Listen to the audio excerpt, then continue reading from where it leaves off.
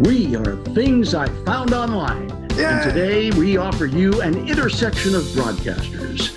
Ryan Tabb is fresh out of college and beginning his radio career in Lincoln, Nebraska. David H. Lawrence, the 17th, is a radio legend and voiceover renaissance man who has moved into acting and entrepreneurship. I am Jamie Alcroft here with Danny Mann, our producer, Dina Friedman, and our host, Louise Palanker. Thank you. The backyard goes wild. And I must ask, how is everyone? Safe, I trust, from viruses and hornets. Doing my best. Not necessarily in that order, yes. But Danny, you said that this is a full news week and that you were going to give us a recap. This is, well, Jamie has to help me here because there just like so much stuff happened all at once. It's hard to know where to look. And it's not the usual stuff of numbers and Trump saying odd stuff. It's just starting with, of course, the killer hornets. Like there wasn't enough to worry about with virus. We are now being afraid of these killer murder hornets from Asia. Hornets. That's different than killer hornets. It depends on their lawyer, I think. There's a big difference. The manslaughter hornets, not so bad. Who's doing their PR? Hornets get better lawyers because they're all wasps. And the assault and battery hornets, nothing to worry about there. And the jaywalking hornets, no one hears about at all. Nobody's ever afraid of them. But what we have basically is plague and pestilence for the first time in my lifetime. Right. They've coincided, that they've coalesced. And what could make you feel more calm about a killer hornet than a lovely, beautiful Buddhist monk who's got a beetle fetish? And this YouTube video was my second favorite funny thing of the week. And we've all heard beetle covers before, but I've never heard one like this. And you get to meditate at the end of it. So how bad could that be? It's really great. He's got all the instruments there, and I must say, I watched it, and I watched the whole thing. Yeah, and it's kind of better because you know the song, so it's kind of better if you just kind of click forward a little bit on that puppy. All I could think of when I was watching it was, it's lingo, which I don't mean in any derogatory way, but and the guy just looks like a hoot. I mean, I'd love to party with this guy. Yeah. But the funniest thing I've seen in ages this week is somebody took a horse race, a video of a horse race, and just named all the horses different things that are going on in the news, and then did it as a race commentary, and it slayed me. And and I think there's wonderful. It was social distancing at the rail, and the facial mask. Wear a facial mask coming around the bend. There's a British version of it now, and it's like it's. Oh, really? Yeah. Oh, yeah. No, it's right. Every country wants its own now. Oh, Jim Cummings did a Winnie the Pooh version of it, apparently. I don't think I got to read for that. Oh, it's wonderful. It's wonderful. So, and a big week for holidays because yesterday. The 4th of May, nobody thinks there's anything, but years ago it got adapted or created as Star Wars Day, and their nickname, of course, is May the 4th be with you. Yeah, which sounds like you've got a speech defect, but so that kind of and that is send in the memes. Yeah, I love that. Yeah, that is send in the memes. Truly, look at this, all of them. And Yoda, Darth. It started years. It had nothing to do with. It started with, I think, the prime minister. Somebody in Holland sent something to what's her name, the first female prime minister of England, Thatcher. Margaret Thatcher. Yeah, and sent her like a telegram saying "May the 4th be with you," and then it caught on, and all the Star Wars geeks got in, and now it's a thing, and it's recognized worldwide. Well, and of course today. Here we are now, Cinco de Mayo. Yeah, and what baffles me every year is why Cinco de Mayo is always on May 5th. Well, I go around asking people that. I think asked the sales girl that one day. I think Trump could probably explain it. As we all know, it commemorates those wonderful doctors and nurses that lost their lives when the German torpedoes hit the Mayo Clinic in World War II, and that's why we celebrate. Cinco de Mayo. Cinco de Mayo, yeah. Gotcha. But you know what? Actually, a lot of people think it's not Mexican Independence Day. A lot of people think it is. No, and it's not. And it's celebrated more in the States than it is in Mexico. And it's not celebrated in France because it was the day Mexico defeated France. Right. So it's kind of like Taco Bell. It's our version of what's Mexican. Yeah. But it's celebrated by Mexicans here, but it's just more of a heritage and cultural thing rather than than a specific, because it was like a minor battle that actually is commemorated. Then we've got the kid who tried to run away from home at age 5. Oh, the Lamborghini kid? Yeah. Did any of you try and run away from home when you were kids? Not like this kid. Not like this kid. Like a neighbor and I, this girl next door and I, we got on our tricycles, and I think we got like 6 blocks away, and they found us. And we were 3 years old, and we got yelled at or whatever. But this kid took a car, his family car, but with the best excuse on the planet. He wasn't happy with the family car. He was driving to California so he could get a Lamborghini. Yes. I never dreamt of such an SUV. How can that be possible? I guess and he had $3 on him. I guess he was going to talk them down. I just can't believe he could see over the steering wheel enough to get this thing on the interstate before he got pulled over. I know. It was incredible. I think in Utah they still have phone directories, so he was sitting on those maybe. I think he deserves well, his plan was with $3, he was going to stop in Vegas. Oh. He was going to play the tables for a few days. Yeah, his gift. Then he was going to go to LA and buy his Lamborghini. His gift is that he can count cards. That's He's the Rain Man of his preschool. So maybe he had some ring lights in the back that he was going to sell because those are going. Hey, your ring lights look beautiful today, by the way, Louise. Yeah, I thank you. Hopefully, it's an evanescent glow that is being achieved in this Zoom conference that we all aspire towards. Danny, I want to hear about your Zoom call with 44 cousins. Like what? So just a couple of weeks ago, we organized a Zoom call at my request. I kind of put it together of all my first cousins. So there's 15 of us. And then my eldest cousin said, I'd like to see all of their kids. So we invited them all. We didn't get everybody, but we had 44 first cousins and first cousins once removed and second cousins.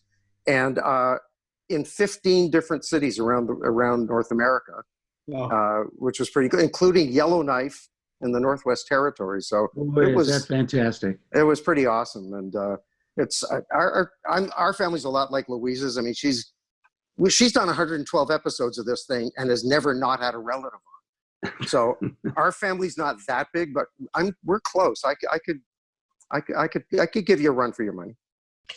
All right. Well, today we are joined by our guest sportscaster, Ryan Tabb from KNTK 93.7, The Ticket FM in Lincoln, Nebraska. Yay, Ryan. Yay, Ryan.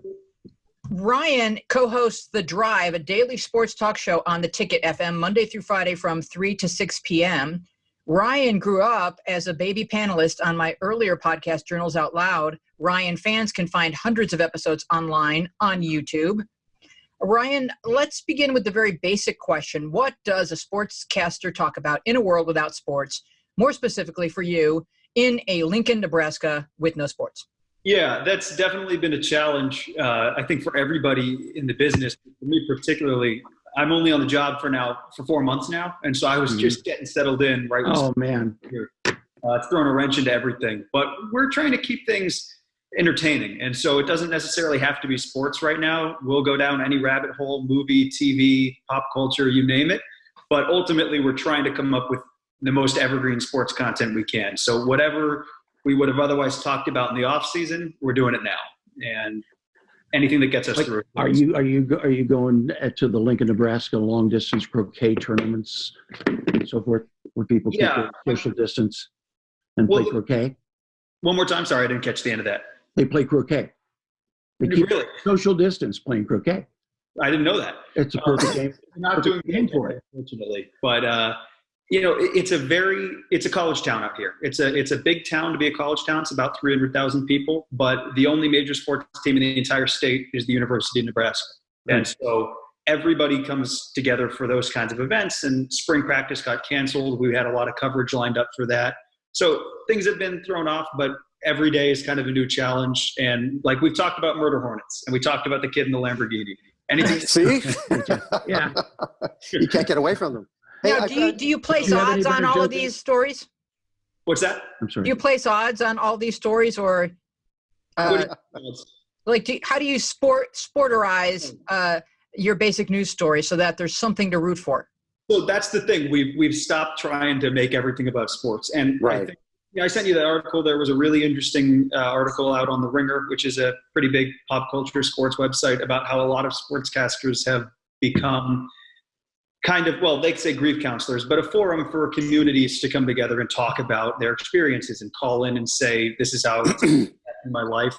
We've gone the complete opposite direction. We've stopped trying to be all about sports. We're not trying to play the game of make this bigger than it is and remind everybody all the time. You know, it's a really important thing that's happening in the world, and we're hoping to be a bit of a break from that because it's hard to get away from. I'm just curious about one thing. When this first started, when sports still was in the conversation somewhat, most of the sports shows I heard at some point they were all offering conjecture on how the season, if we come back, what will the format be? How will it work? Did you go through those machinations about here's what hockey could look like, here's what basketball will do, it'll be short and yada yada? Yeah, so that was a big deal right before everything got canceled. We did all that, and we're still doing it because there's new ideas and new news about that every day. There was some news about college football potentially having a shortened season that we talked about today, and we're going to do more on that tomorrow. But the funny thing for me is I'm very much a believer in the scientific method, and I defer to the professionals. And so it was weird for me to be giving my opinion and all the while wanting to make it as clear as possible that I have a journalism degree and I have never studied infectious diseases, and any guesses of mine are as good as anybody else's, just who's a random person, but we should be deferring to experts. And so it was tough to balance being an entertainer and also just admitting that I don't know what I'm talking about on this topic. I really don't. You have a lot in common with some leaders. Yes. Now, Ryan, are you broadcasting from home? Are you going into work? How are you guys arranging this safely? We've been really lucky out here, actually. We've got some of the fewest cases in the country, probably not by any product of legislation or rules, but just by population density being really low. More corn than COVID. What's that?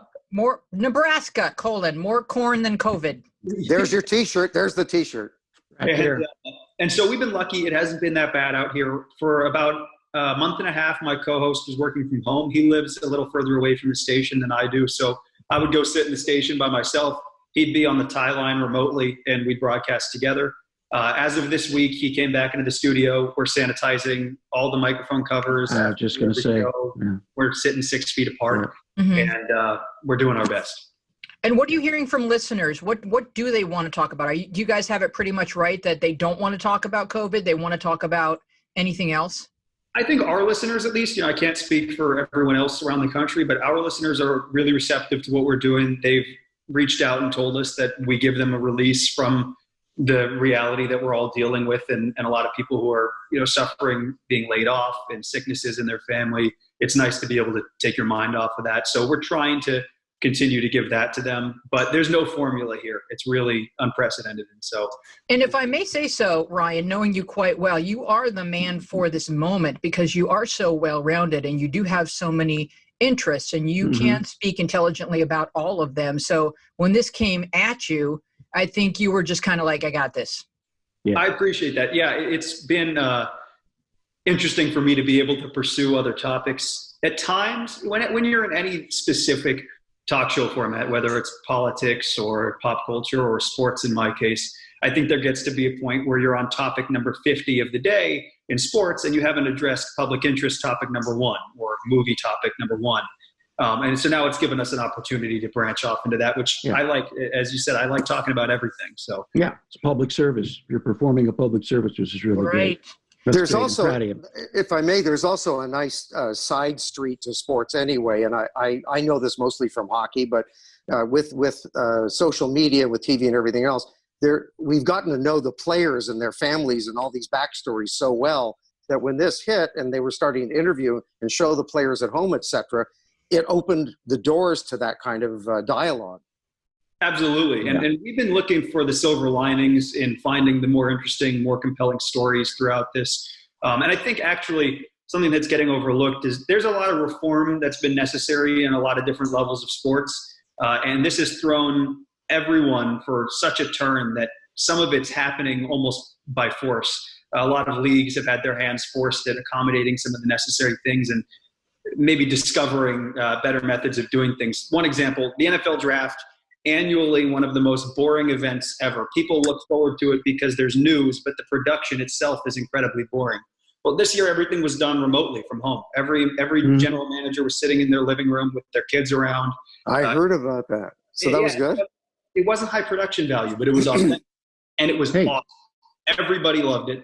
Positive reception across the board. It's forced their hand at finding new interesting way to do things. And it's actually a pretty good thing to come out of all this. Is they'll probably stick with a similar format going forward. And what's interesting is we're just barely able to have enough bandwidth to handle this, where you can turn on your computer and suddenly be live from your home. I've been watching American Idol, how they're doing it. They sent every kid a ring light and they're using their phone. It seems like they have 3 shots. They maybe sent each kid 2 cameras and they've set up their phone and they're cutting in between shots, and everyone's created a little cozy corner and whatever decorative they can find around the house. And you get to see their families cheering and holding up signs on the lawn. And so there's just something about this, I think, that we'll probably bring forward with us into the future, even when we can return to normal. Oh, absolutely.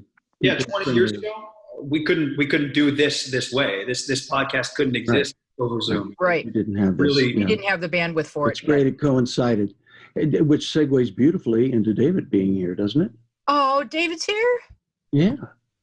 Hold on. I guess I am. I got the nicest background of anybody, by the way. It looks like a professional photo shoot. It's funny you should notice, Ryan. There we go. Because we would like to welcome David H. Lawrence, the 17th.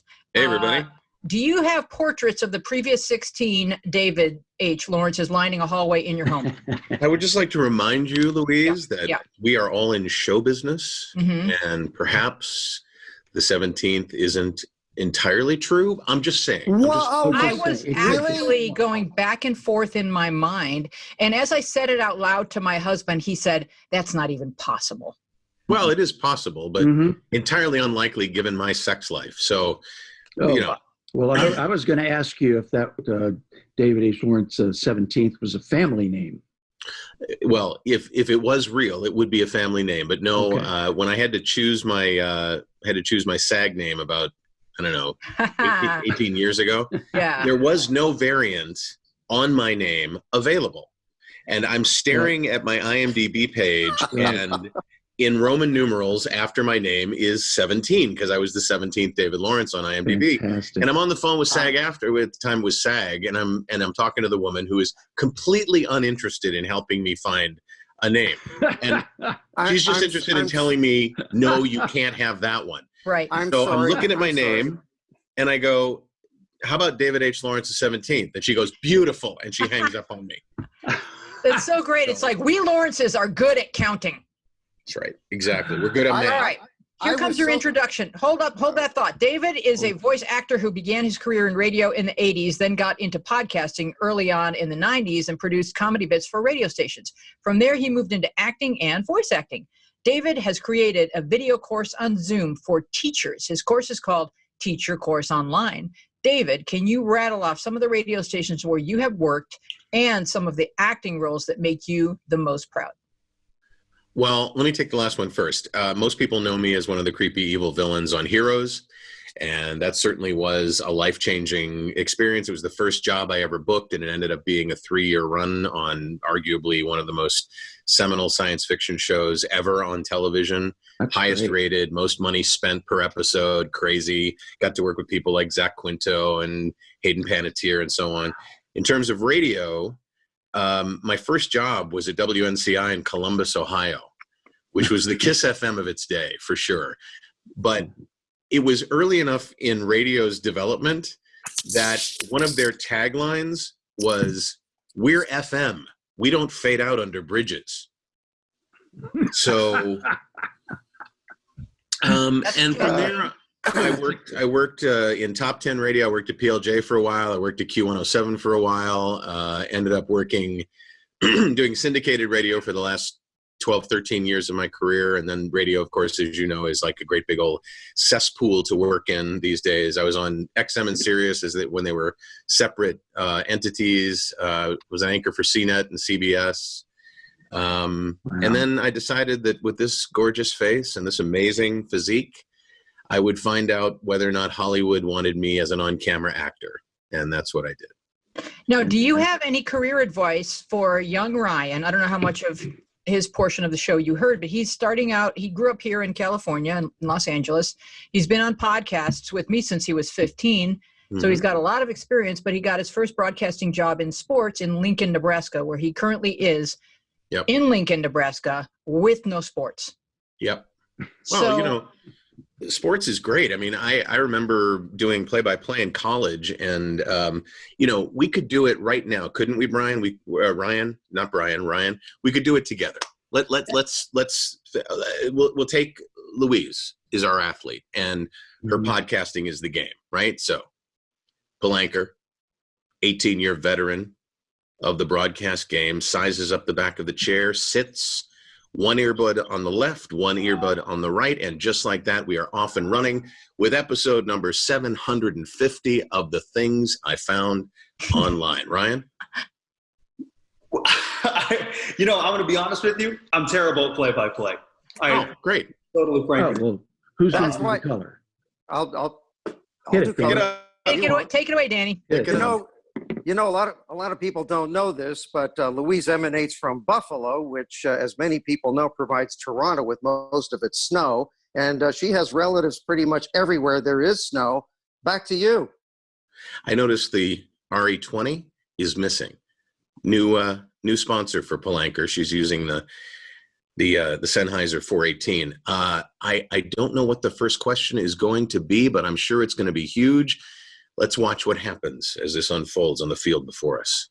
Okay, let's talk about Teach Your Course Online. Was it very well done? That sucked so bad. Let's move on to something else. Okay. No, I thought that was wonderful. I love that. Yeah, Danny. Was it only inspired by the shutdown, or are you just so uniquely qualified to teach this set of skills to teachers that you were going to do it anyway? Yes. Well, I'm developing a course. I've been teaching voiceover for about 12 years. And when I started doing on camera, people were like, are you going to do an on camera class as well? So I've been developing a course called Camera Ready You.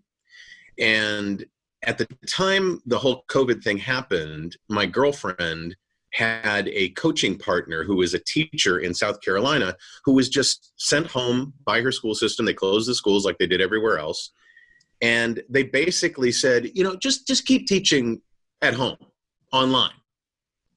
And no support, no here's how to do it, here's a course, nothing. And she was really sad about it. That she missed her kids. She didn't know what to do. She didn't know where to do it. She didn't know how to set up her lights and her camera and her microphone. And Betsy said, you have all those things you're working on for Camera Ready You. Are some of them ready that you can, customize it for teachers? And I thought, I got nothing else to do. So I spent the last month and a half putting the course together. And currently, just this morning, we went over 1,000 teachers taking the course. Fantastic. And it's really cool. So there's the course right there. So I signed up. I had like one more day to get in there for free, David. No, hold on. Okay, I extended it. It's not May 6th anymore. I don't know if you read that in the stuff, but this week is National PTA's Teacher Appreciation Week, so I figured I'll go this week and next week, and then I'll start charging the princely sum of $49 for it.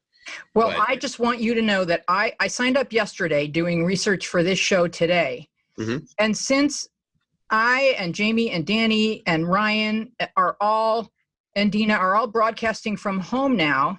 Yep. And in addition to this show, I do a little show that I call Quarantainment. It's like a little 15-minute show about what I've been watching or reading that week, because we're all very good. It's very good, Louise. But I'll go on Amazon and I'll buy a ring light, and then that's your first mistake. Right. And then I'll go on Amazon and I'll see someone say, no, you don't want a ring light. You want this light. And anyway, long story short, I watched your video on lighting yesterday because I was especially interested because, you know, people say that window light is the best, but it keeps changing. And Sure. I was lost. I learned so much because I've heard all these terms, key light, fill light, and I watched your lighting video and I thought, I need to tell everyone today, whether or not you're a teacher, we're all now broadcasters. Sign up for David's class. There's so much that each of us can learn now because for the next however long, even if it's just a family vid chat, it's nice to look nice. Yeah. Yeah. And in your case, as soon as we get rid of that ring light, you'll stop having those goggles on your glasses. Well, you know, the little rings that show up that ring your eyes. We want to see your beautiful eyes. Yeah, no, I can see them in people's pupils on TV. Yeah. So I sent away, after watching your lighting video, I sent away for a lighting kit, the one that you recommend. The problem with everyone is like, oh, I don't have room. That desk is a built-in and there's cupboards above it and then there's not a window. So we all have all of these. Danny keeps moving as the light changes. You know, he's got it on his phone. I have not moved in 4 hours for you. I'm just making the point. That everyone has a unique set of circumstances. So why don't you look at each of our screens, David, and give us a little feedback? Yeah. So Danny, right off the bat, raise the phone up so that you're shooting straight at your eyes rather than looking down at it, because no one wants to see your nose hairs. I don't know you. I like you already, but nose hairs, not for me. Oh, wait, just point of fact, don't trim nose hairs right now. They help protect you from COVID. Correct. See? So raise your phone. So raise your phone up to eye level. There you go. Now I can say something so that you show up. There you go. See the mirror, there's a nice little frame thing going back. Well, that was the second thing is, you know, change from a mirror to a painting rather than, you know, nice frame. Looks great. Love that you're a Leafs fan. Joey, bring the Van Gogh in. Yeah, strike the mirror, bring the Van Gogh in. I've got a crew. There you go. All right. Okay. I never realized that was a mirror. James, with you, I would take a little lens wipe. Clean your lens. Clean your lens. It looks like you've been holding whatever camera you're using up to your makeup-laden face for the last 5 years. No, David, he's out of focus in person. Okay. All right. Well, in that case, fine. No, that's a good tip. Ryan, you're framing. You got an awful lot of headroom here, buddy. So, you know, you should have like a golf ball on top of your head. There you go. Perfect. That's Jamie's department. Yeah. And then Dina, same with you. You got a lot of headroom going on there with your camera. Beautiful. A little bit more. You got about, there you go. I'm looking at the little thumbnail, so I can't tell really much. And Louise, as usual, you're perfect. Wow. Oh, what a browner. I watched 3 tutorials yesterday, David, so I'm great. Pretty good. So how did you go about creating your syllabus when you decided I'm going to go ahead and do this? Because I do have to note, everything David does has a really polished professional look to it. So I know you put a lot of thought behind this. So how did you create your syllabus and how did you go about knowing not just what broadcasters would need, but what will teachers need specifically to be interacting with students? Well, first of all, I talked to a lot of teachers and I said, what do you need? What are you looking for? And I think it's a step that most people who create online courses totally fail at. They think, oh, I know how to put together a course. I'll do a course. It's fine. I know what I'm doing. I know what people need. I know what they want. And when you're trying to, for example, sell a course online, you should take the time to get to know what your audience actually needs as opposed to what you think they need or what you think they want. And one of the really great pieces of advice I got as I was building the course from a psychology professor at Berkeley was, don't make teachers feel bad about what they have. You know, show them how to use what they've got and get the most out of that. Don't try to get them to buy everything possible. They don't have the money to begin with. And there are so many things you can do just with what you have. So that's part of it. And then the other part of it is there's some givens when it comes to getting set up. I mean, this is the set that I use when I do self-tapes, when I'm auditioning. So, you know, there's some things that you absolutely have to have. But then turning around and kind of shaping it for the teaching community, talking about things that I probably wouldn't talk about, like how to use a whiteboard. No actor needs to know how to use a whiteboard, but teachers do. And so there's an episode, or there's a lesson later in the course on how to use Zoom with an electronic whiteboard. And Ryan would already be diagramming your podcast if he was any good at play-by-play, but he's already admitted he's not. So, but that's, more of a color man. Yeah. Oh, and speaking of which, I just was thinking about this morning when I saw he was going to be on. I remembered when I was shooting a couple of episodes of the show Lost, I was in Hawaii, and this big, burly native Hawaiian was my driver. And we were in the van, and we were listening to a University of Hawaii, University of Montana, I think it was, football game. And it was Saturday afternoon, and the guy that was doing the play-by-play and his partner were fantastic. And I just casually said to this driver, man, that color guy is really good. And he says, what you say, brother? Uh-oh. Oh. You say color guy? Uh-oh. I'm like, okay, wait, hold on. And he pulled the van over to the side of the road. Like, I'm going to lose my life because he couldn't hear the fact that I didn't say a D at the end of color. Mm-hmm. And I explained to him what a color guy is versus a play-by-play guy. and he, I thought I was going to lose my life that day. Yes. So, obviously he bought it because you're here. Yeah. Barely. Yeah, and you said, sir, I'm not a racist on paper. No. And for the whole time I was there for a week and a half shooting these episodes. And I mean, he was giving me the side eye the whole time. Say one more racist thing, I dare you. Good morning, Whitey. Yeah, exactly. How are you hearing from teachers and students? Are you getting feedback? Oh my God. So I elected, instead of having a Facebook group or a separate discussion group, to just use the comments after each lesson to do the discussion about what's going on in the course. If you have questions, if you have comments, if you have answers for other students. And I've also just recently put in a survey, and the results have been more than I would ever had imagined. It's just really great to know that it's helping as many people as possible. So yeah, it's great. It seems to me like a lot of the Zoom stuff is managing expectations. Because I have an 8-year-old who's going to be 9 tomorrow, and he's Happy birthday, Ryder! Happy birthday, Ryder! Yes, I was in labor 9 years ago today. Wow! How wonderful for you! I know, it's a great memory. How long were you in labor? Only 9 years. So yeah. It feels like it. Just coming out of it. 24 hours exactly. Wow! Almost to the minute. As Rita Rudner would say, I don't even want to do something that feels good for 24 hours. I love her. I love her too. Well, I had an epidural, so I have no idea. No idea what's going on. Okay, great. Yeah. Anyway, so. Well, I had an epidural when we gave birth to our first child too. Perfect. I had one this morning. So I hear like all the Zoom meetings that he's in with his class, and they do like STEAM lab, which is like science, tech, whatever. Engineering, with a bunch of kids. Art. Yeah, exactly. Yeah. Yes, thank you. I'm the parent of a small child, but I don't know.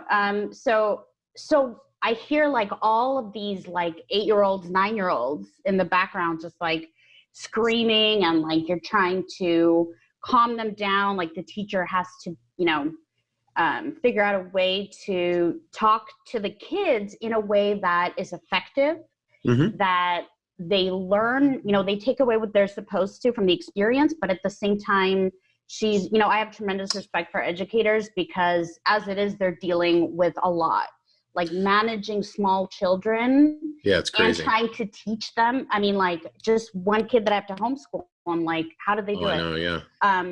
But well, imagine what their life is like. That there's certain limitations, right? Like you may not be able to do everything that you would otherwise do. And then there are some things that you can do that you couldn't do in real life. Right. So there's, one of the lessons in the course is, celebrating the online of online teaching. And, chats in class, in class, you want to keep everybody quiet. Everybody be quiet and respectful, be quiet. But one way to engage in what is, for other purposes, second screening, is to let them chat and to encourage them to chat. And the experience of a teacher that teaches kindergarten, first, second, third grade is so different from the teacher that teaches 8th, 9th, 10th grade. It's just a different, because of the development of the child. Yeah.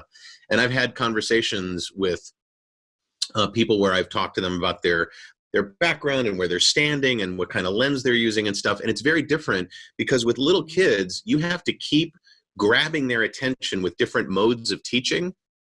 And it's like you have to do it with some adults as well, but kids for sure, especially little kids. So it seemed like in week one of the shutdown, my cousin sent me a video that her son's teacher had been posting daily on YouTube. This teacher got the hang of it right away, and she would post these YouTubes that were very creative, and they were inventive, and they gave kids things to do. And then she started incorporating videos that the kids sent in of themselves answering a specific question or giving a certain idea or thought, and she would edit all that together. And so for first grade, it felt like a really good idea for there to be a video that they can watch at their own speed and their own time. And rather than having everybody sitting there in a Zoom call, it seems like maybe middle school and up. But how is it really breaking down? Like, are we expecting kids to sit there and pay attention as if they're in school, or is there just content they can absorb at their own time frame? So it depends whether or not your school has done something that actually has a name called flipping the classroom. Okay. When I was teaching online up for the first maybe 8 years or so, I would I would play back the actual PowerPoint presentation and teach the actual class every time I would hold a session. And flipping the classroom lets you record those classes, have them available for your students to watch any time, and that way you can use the time when you get together for discovery and deep dives and experimentation and discussion, peer education, feeding back to the teacher. They say the easiest way to learn something is to teach somebody else how to do it. Oh, and so that's what they probably are doing with some of the stuff. And there's a couple of lessons that hasn't been uploaded yet. I told people when I started this that I'd be building the plane as I was flying it. And so there's a couple of lessons that still have to be added, but we're down to the last few. And what I'm going to show them in those lessons is how to record lessons with both a piece of software called Loom, Loom, and also one called ScreenFlow or Camtasia, which allows you to record your lessons and then have them stored somewhere so that kids can watch them whenever they want. And what I want teachers to do is to be able to get the idea that they can take these skills and maybe build their own course that they can offer the world. If you're a math teacher that's also a magician, or you're a chemistry teacher who loves to cook, you can create a class and a series of lessons around that by using what you're learning with Teach Your Course Online and record them rather than just hold live sessions. So that's what we're trying to do. So when you say flip the classroom, you're talking about the new practice that there's someone better than you at giving this lecture. No. It already exists online. So let them watch the lecture at home, and then it's not someone better than you. It's you. Oh, it's you. Okay. You're the teacher, but you're recording the lesson rather than doing it live every time. Okay. I wonder if there's a curiosity both at your end and in the education world that partly out of need right now, we're doing all the Zoom stuff, but all the video and the online, et cetera, that's been going on even before the lockdown, is where these kids end up 5-10 years from now, whether this mode of education is going to produce different minds, better thinkers, not better thinkers, small attention spans, and that's something only time will tell. But what's your instinct about it? I mean, I think it'll be one of many different things that, this new normal, we don't even know what the new normal is going to be. No. And I think that, education has been undergoing some really interesting striations over the last decade or so. I do audiobook narration, and one of the last books I did was a book called Leveraged Learning, which is all about how the signal strength of post-secondary education, colleges and universities, has faded tremendously over the last century, where it used to be, you go to college, you get a job. You go to college, you get a job. You don't go to college, you get a blue-collar job or something like that. today the options are so different, and the amount of money, the debt burden that it's putting on young adults who aren't guaranteed any sort of job, and then what the colleges are teaching. They, in some cases, are extraordinarily out of step with what employers want and need for the people that they're bringing in.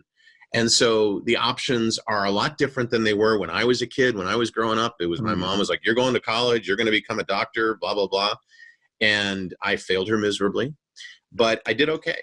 And she's proud of me today. So I think, yeah. Good. Well, David, let's bring this back to Ryan for a second, because you are a broadcaster, an actor, a VO guy, and now you're an entrepreneur. You have an app, and you have different training techniques that you market, and you're perfectly suited to do all of the above. What should Ryan know about building a career in broadcasting and maybe beyond, because we're not one thing anymore? Yeah. We're all hyphenates. We're all multi-hyphenates. I would just say to Ryan and anybody else that never, ever, ever forget, if you choose to be a performer in whatever category you choose to be in, never, ever forget that no matter whether you work for a big corporation, one of the 3 big broadcasters, or a network, you are in charge of You Incorporated. You are an entrepreneur. It doesn't matter whether you have a job and a 401k plan, and it could all evaporate tomorrow. And the side hustles that you develop today, the things that you choose to engage in and teach yourself how to do, understanding internet marketing and the fact that it's an even bigger channel these days than in real life marketing. I heard you talk when I first came on that Ryan was really well suited for doing this. And that's great, because one of the biggest hurdles that people have is overcoming this whole notion that, well, I'm a tech phobe. Computers and I don't get along. They wear like this little badge of technological dumminess.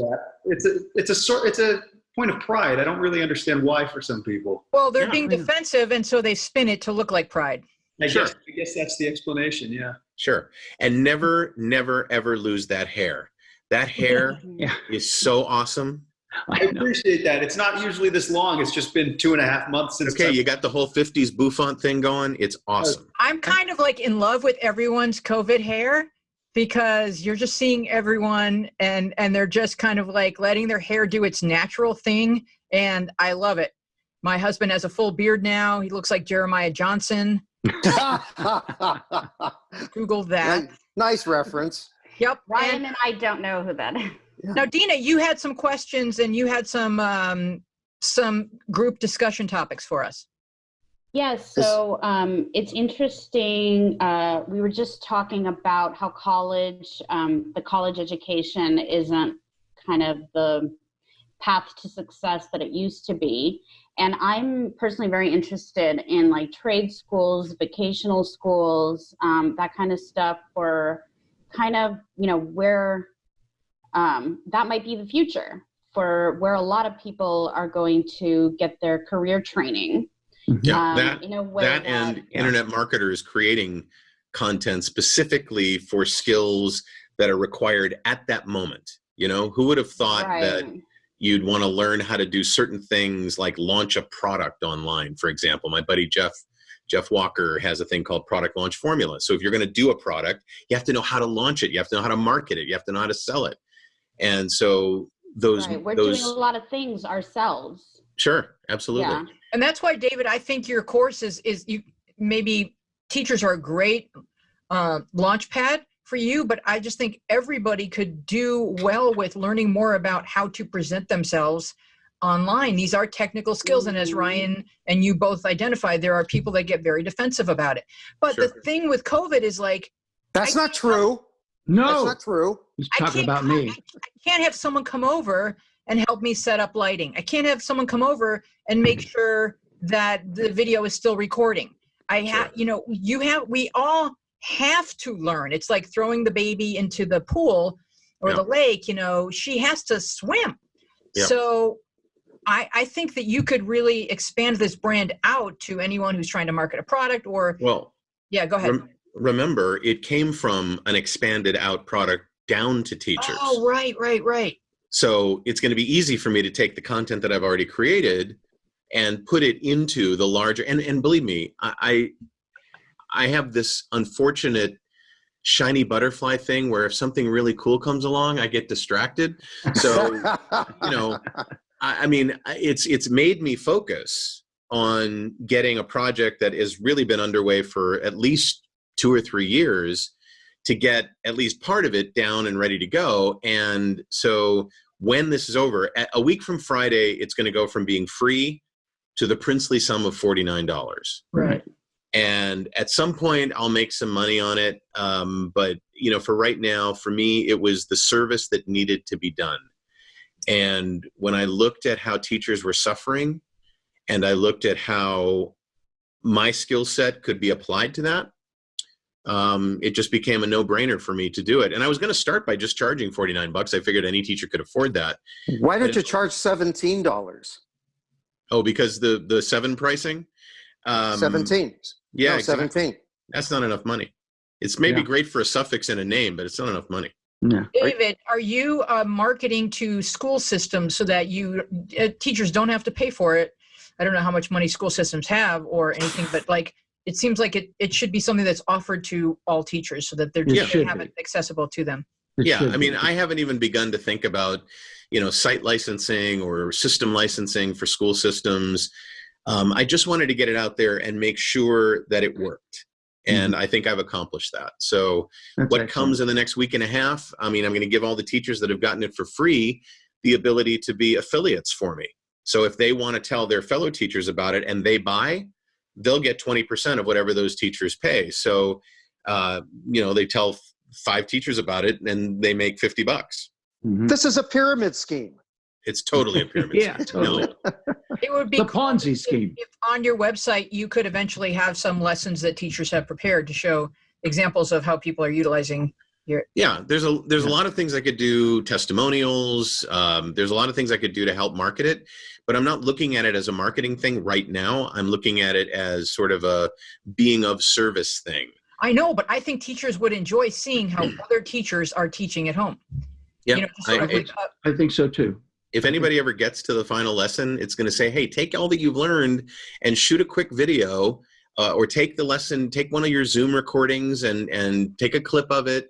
Try not to show your kids without their permission, but take a clip of it and show us what you're doing and how you went from what you did to what you are now. So you remember, David, how disc jockeys used to send away for air checks because they were desperate to hear how other disc jockeys were doing their job. I used to, my program director in DC was Mike Neff. Super Splice Michael Neff, who was a jingle fanatic and an air check fanatic. And I used to be a subscriber to Air Check Factory. So yeah, and when I was a kid, all I wanted to be was Don Imus and Rick Dees and you know, Cousin Brucey and Dan Ingram. You know, Dan Ingram. I wanted to be Dan Ingram. Yeah. Well, Dan Cousin Brucey, Cousin Brucey, Cousin Brucey, Cousin Brucey. Cousin Brucey. Keynote speech at my elementary school graduation. Really? Who did? Yeah. Who did? Brucey. Cousin Brucey? Mm-hmm. Wow. Is it very inspiring? Yeah, totally. It changed my life. I wouldn't be here right now without Louise, did you ever hear in Buffalo? Did you ever hear Jungle Jay Nelson with Chum in Toronto? I didn't listen to Chum only because we had WKBW and that was a religious, you know, you belonged to a cult and that was your job to know what Danny Neverett had said that morning. So that was our Chum. Oh, that was, so much. Being a mega church pastor tempts me so much. I could not live with the guilt of doing that, but I think I could absolutely rock at that. Oh, you'd be perfect. Well, let's hope they're out of business. You just need and this is not meaning to be sexist whatsoever. You need someone with really, really stunning looks standing behind you, beside you, leading their portion of the whether it's your gay partner or your straight partner, they have to be as stunning looking as you are. Right. And then you're done. You got it. But Ryan, your religion doesn't have to be religion. It could be something good, like gardening, you know? I could do that. I don't know if it would take off quite as well, but maybe I could make it work. Weezy, to your point about air checks, that is also something that kind of bothers me. It's not a big thing right now, and there's not a lot of young people as radio. I'm sure that's not a shock to you guys to hear. But I am the most competitive person I know, and I would have said I'm the most competitive, but I'm too competitive to say that there's anyone on my level about being competitive. I wish I knew of other young people trying to do sports radio, because I would listen to them and go in every day with the mindset that I'm going to destroy them in being so much better. And I don't have any reference point. I feel like I'm in this void where it's just me, and it's kind of uncomfortable. Do you think a lot of young people who are doing like sports broadcasting are just like turning to podcasting instead of radio? There's a lot of that. But a lot of people are attracted to TV too. They like the shininess of the TV. And the whole notion of podcasts, the whole notion of air checks is kind of quaint and anachronistic, because you don't need anybody's permission. You don't need a program director or a news director's permission to be on the air anymore. Right. You know, if you want to start a podcast, you can just go ahead and start a podcast. You don't need anybody's permission. And so this whole notion of going hat in hand and going, I'm really good on the air, would you hire me? You know, I mean, I remember a program director in Detroit, when I sent my air check from NCI in Columbus, calling me and just taking advantage of the power differential like crazy. So you sent me this thinking I would want to hire you? Oh, you know, it's like, you know, there's all these things that just don't exist anymore because broadcasting has kind of faded. And it's still there. There's no doubt about it. There's still networks, and there's still reason to use a radio in your car, and there's still television stuff. But you're absolutely right, Ryan. The shiny butterfly of video is so much more alluring to many talent that would never dream of going and trying to get on ESPN or trying to get on a regional sports network or whatever. They've got their own following. They've got, 100,000 followers on YouTube. They can make $10,000 a month. They don't need them. And I've told Louise, I was telling her just the other day, one of the things for me that I love about radio, and the reason I'm not in TV, is because for radio, it's as close as you can get to your brain as any medium. And in TV, you're a step removed, and I have to now be thinking about which camera I look at, how I'm presenting, and how I'm sitting. And all of that takes away from my ability to just let my brain flow into the microphone, which is what I love about radio. I don't have to think about anything but my words. And it's the same for viewers and listeners too. You'll be go ahead. Sorry. Good point. That's a good point. Yeah. Well, it's like, listeners can be doing other things while they're listening to you talk about what you feel about the draft and what you feel about this and commentating and so on. But with television, there's a reason why there aren't any video monitors in the front seat of cars that play television. I mean, there's video monitors that do other things. They control the car. A little distracting. But it takes so much of your sensory input to be a viewer as opposed to being a listener. That it's the similar equation on the consumption end of the media as well as the creation. What were you going to say, Jamie? Oh, what was I going to say? Yeah. Go ahead, you're on the air. And then Dina. Well, I just think that, Ryan, I just want to say to you, you say that the radio is in the mind for you, but I started in radio, and then it went to the stand-up stage because I felt like I had more to say than I could say on the radio, and believe it or not.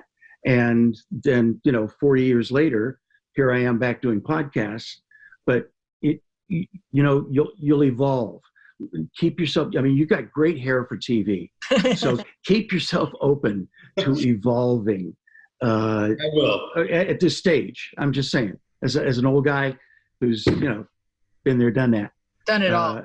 Done it all. I haven't done it all. Jamie, you've got a perfect face for radio. I always did. Dina, what do you have for I just was going to say that, to David's point, that Zoom is like that as well, where now we're all looking at each other. Right. We're looking at ourselves in the thumbnails or the viewfinder, whatever it's called. I don't know how it is in most classrooms. I don't know if people can turn off the video. I feel like that wouldn't work, because if the teacher is just staring at a bunch of black screens, it's just, I don't think initials. Well, I was going to suggest to David earlier that with the younger children, when you're doing these presentations, you can use the technology visuals to interest them, because kids love cartoons. The simplicity of a visual. You could hold up your ring light and say, I see Stuart and I see Ashley. Oh, romper room. Yeah. Mr. Rogers. David, talk to us for a moment about VO Hero, some of your projects that you had previously launched, that because you're so entrepreneurial, and I just think it's interesting for Ryan to hear about all the different things that one can do in the field of broadcasting. You've got VO Heroes, and then you've got an app called Rehearsal Pro. Yeah. So VO Heroes is my training program for voiceover talent, and I probably have 5,000 or 6,000 students that I've taught over the last 10 years. When I first came to LA, I only knew what I knew about radio and broadcasting and voiceover. I'd been doing it for about 30 years. And when I got here and I started taking acting classes, and people caught wind of my demos for voiceover, I didn't realize it was such a mysterious thing for people to understand how to do not just the voice work, but also run a business as a performer, as a voiceover talent, and how to use the technology that at the time was really changing. We were moving from everybody going to cattle calls at a studio somewhere to actually getting a script in a PDF and sending back an MP3 to our agents. And it was right on that cusp when people were like, who did your demo? Your demo sounds awesome. And I'm like, well, I did. Doesn't everybody do their own demos? I mean, you know. So the first thing I did was teach people how to make demos. And then it's like, well, how do you do commercials? How do I get into animation? What do I do for narration? What is this IVR thing? Like the category of voiceover that I've made the most money in is something called IVR, which is when you call up the bank and you hear a recording. It's international. It's a interactive voice response. I was AOL's voice. I was going to ask you about that, David. How you ended up being the voice of AOL customer service. Yeah, exactly. And about 150 other stations, because when AOL stopped being the bomb, they had this huge infrastructure built to do tech support. And what they started to do was farm some of that tech support bandwidth out to other companies. So I'm also the voice of Volkswagen of America and the ABC Disney Retirement Plan and all these other companies. As the calls come into these centers across the country, none of them go to AOL anymore.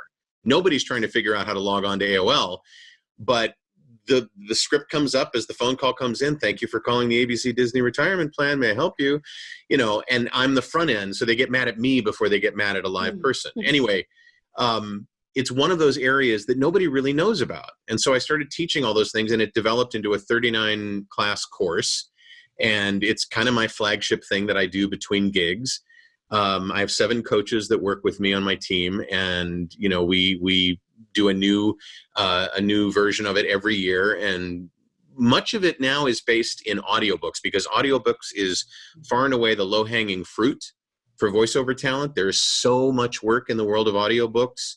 It's crazy. And so that's what VO Heroes is all about. David, can you, just for fun, can you give us press 1 now? Well, I can tell you how you should say it. No, I want to hear you say it. But pretend we're not here. You're doing it on your own. For sales, press 1. For service, press 2. And you always... What are some of the key mistakes that people make? They'll say, press 2 for service. Well, when somebody is trying to figure out what to press and you've already told them what to press, but you haven't told them why, they forgot which number to press. So when when people are writing those scripts, you know, they hear press 1 for this, press 2 for that, and that's not how it's done. So there's how little retention we have. Yeah, there's a great job in punching up those scripts. Actually, it's one of the services that I offer my clients. So and what is Rehearsal Pro? Is that an app? Yeah, so I was I was doing Heroes on NBC, and I was in my agent's office, and a call came in from a casting office for the show called Community. Do you remember that show with Joel McHale and Chevy Chase? Mm-hmm. So I'm sitting in his office, and they wanted me to come in the next day at Paramount to do an audition for it. And my agent was like, well, he's working on set tomorrow on Heroes. What about Wednesday? This was a Monday. What about Wednesday? No, we're going to make our decision tomorrow. Listen, if you can get him down here by the end of business today, and it was like 3 p.m, we'll put him on tape. He's already been approved by the network, so we don't have to worry about that. We'll put him on tape, but he's got to get here by 5. So my normal course of action would be to go home, speak the lines into my recorder and play with them over and over and over again, have them play back so that I'm off book when I go in and I didn't have that luxury. I had to go right from my agent's office to Paramount. Mm-hmm.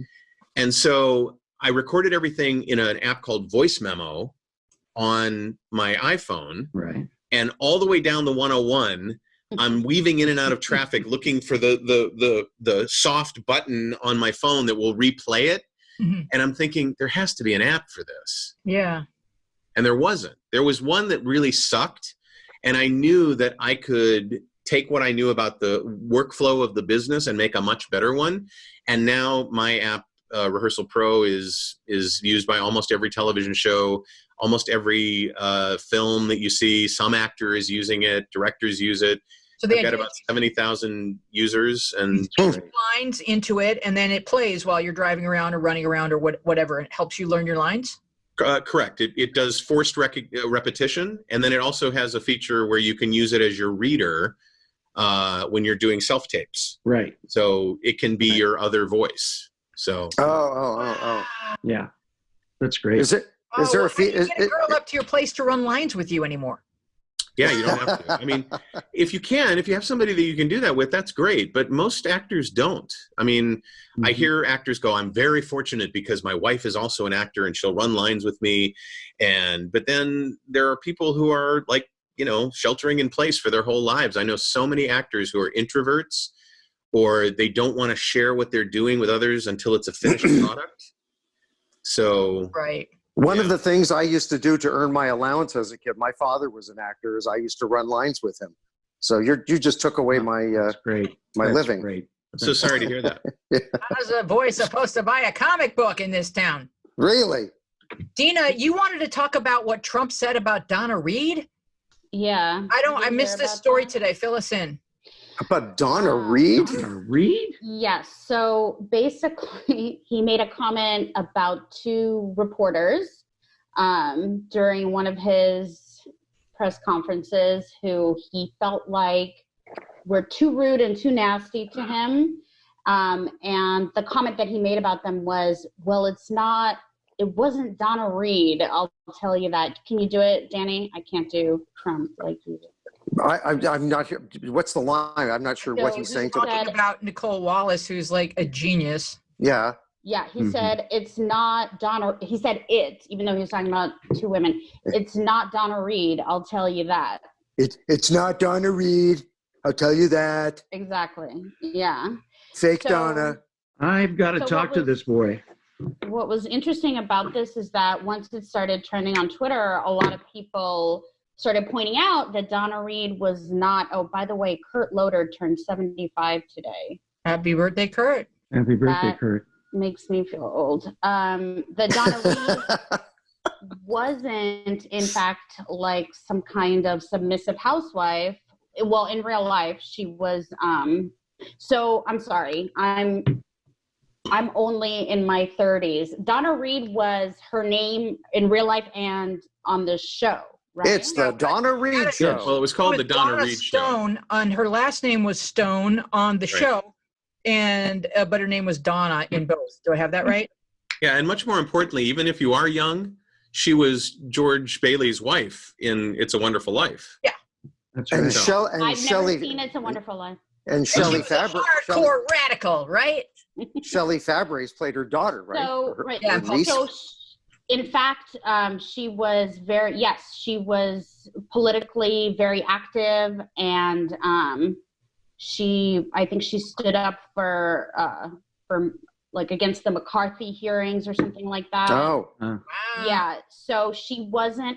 So it's funny that Donald Trump is so obsessed with image, right? And just how what you present to the world and kind of what like the most superficial like outward appearances, that he can't imagine that there's something that you could, be one thing on a TV screen and a different thing completely, a much more complicated thing in real life. Mm-hmm.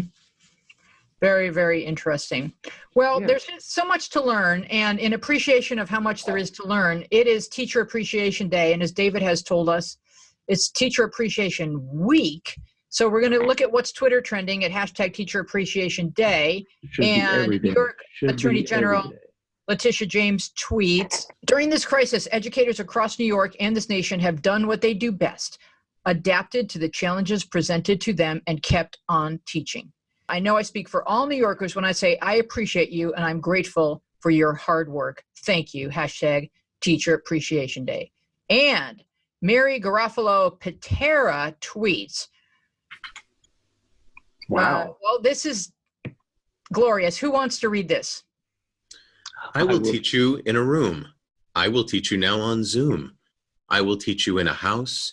I will teach you with my mouse. I will teach you here or there. I will teach because I care. And I would like to add a verse. I will teach your mind to shine with the helpful assistance of David H. Lawrence, the 17th informative video course, Teach Your Course Online. And so I would like to thank Ryan Tabb and David H. Lawrence, the 17th, for being with us today. Thank you to our panel, Jamie Alcroft and Danny Mann. Thank you to our producer, Dina Friedman. Our tech team is Thomas Hubble, Lane McFadden, Francesco Demanda, and Michael Tellep. Our sound mixer is John Maddox. Our webmaster is Bill Filipiak. I am Louise Palanker. We will see you next week. Be safe, be well, be kind.